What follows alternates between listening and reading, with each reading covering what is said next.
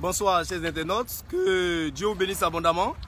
Nous sommes encore très heureux de vous retrouver sur notre page Je suis Manfresh pour le bon combat de la vérité.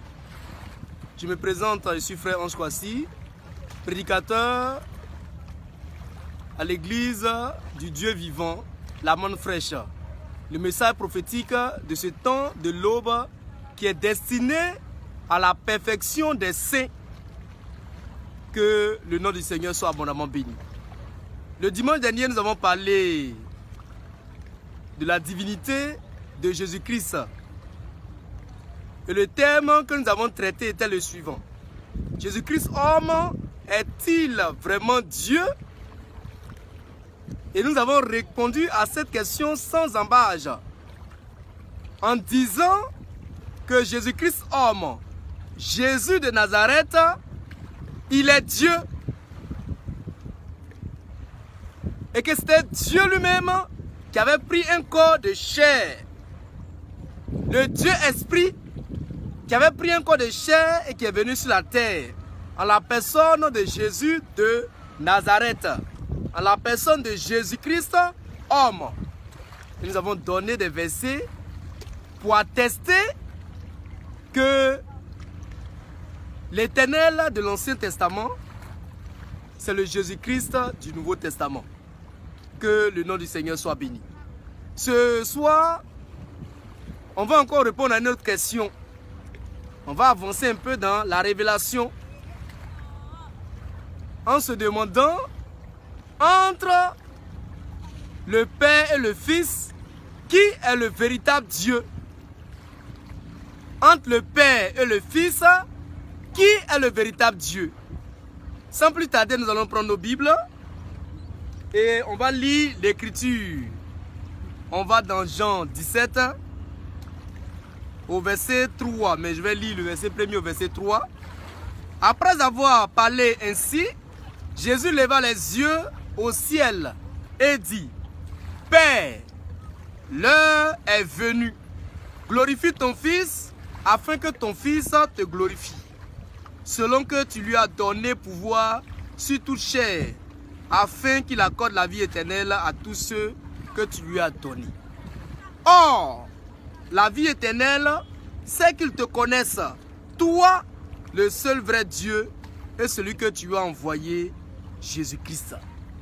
Amen. Ici, Jésus était sur terre. Il dit la vie éternelle, c'est qu'on connaisse le Père, lui qui est le seul vrai Dieu, et Jésus-Christ qui l'a envoyé. Très bien. On va prendre une deuxième écriture. Nous partons dans Jean 1 Jean 5, le verset 20. Que dit Jean? Il dit: nous savons aussi que le Fils de Dieu est venu et qu'il nous a donné l'intelligence pour connaître le véritable. Et nous sommes dans le véritable en son Fils Jésus-Christ. C'est lui qui est le Dieu véritable et la vie éternelle. Et il ajoute: petits enfants, gardez-vous des idoles. Amen. C'est pas en vain qu'il a ajouté: petits enfants, gardez-vous des idoles. Car il y a des gens qui ont fait, qui ont créé un Dieu en trois parties. Dieu le Père, Dieu le Fils, Dieu le Saint-Esprit. Ça, c'est de l'idolâtrie. Dieu n'est pas en trois morceaux. Non, monsieur. Et Jean, il met en garde, dit: petits enfants, gardez-vous des idoles. Apparemment, quand on regarde les deux écritures, Jean 17, 3 et 1 Jean 5, 20 à 21, on a l'impression que les deux écritures se contredisent. Jésus étant sur terre qui dit que c'est le Père qui est le Dieu véritable, et de l'autre côté, dans 1 Jean 5, 20, Jean dit c'est Jésus qui est le Dieu véritable. Maintenant, quelle est la véritable parole? Si on peut s'exprimer ainsi. En vérité, les deux paroles sont des paroles inspirées de Dieu. Il n'y a pas de contradiction ici. Dieu là, quand il prend un corps de chair, il est sur terre là. Il a un père. Donc Jésus-Christ, homme étant sur la terre, il ne pouvait pas être le Dieu véritable. Parce qu'il était dans un corps de chair. Son corps de chair même l'empêchait même d'être le Dieu véritable. Il était dans un corps de chair. Le corps du péché. Voilà pourquoi étant sur terre, il a dit, c'est le Père qui est le Dieu véritable. C'est lui qui est le Dieu véritable. Et la vie éternelle. Maintenant, quand Jean écrivait dans 1 Jean 5, 20, le même Jésus avait repris la position de Père. Voilà pourquoi Jean dit, c'est lui qui est le Dieu véritable.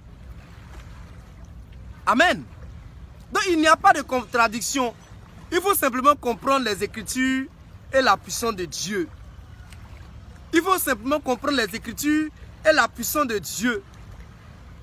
Quand le Dieu, le Père, quand Dieu, l'Esprit, il est sur terre là, il n'est pas dans sa toute puissance. Donc de ce fait, il ne peut pas être Dieu, le véritable Dieu, le Dieu véritable. Non. Étant dans son corps de chair, ce corps de chair là l'empêche d'être dans sa toute puissance. Ce corps du péché, pas corps de péché, mais corps du péché. Est-ce que vous voyez un peu? Voilà. Donc, soyez sereins, soyez rassurés. Entre le Père et le Fils, le Dieu véritable, c'est le Dieu tout-puissant. C'est quand le Fils est dans la position du Père. Et quand le Père aussi est dans la position du Père.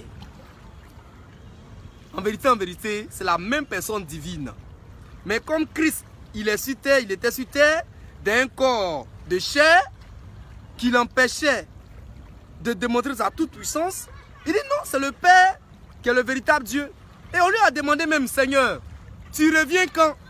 Il dit, pour ce qui est du jour et de l'heure, personne ne le sait. Mais c'est le Père seul, le Père qui est dans les cieux.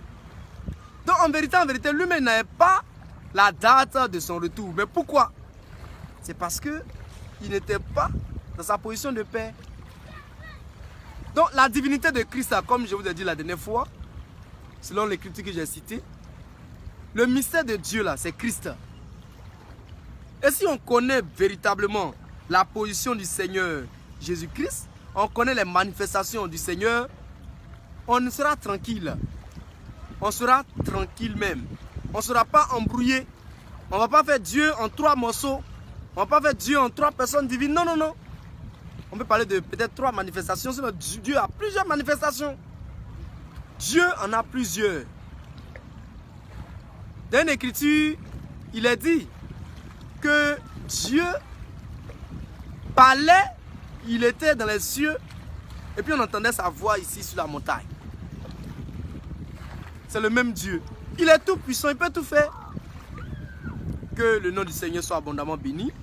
Pour ce soir, je crois que nous allons nous arrêter ici.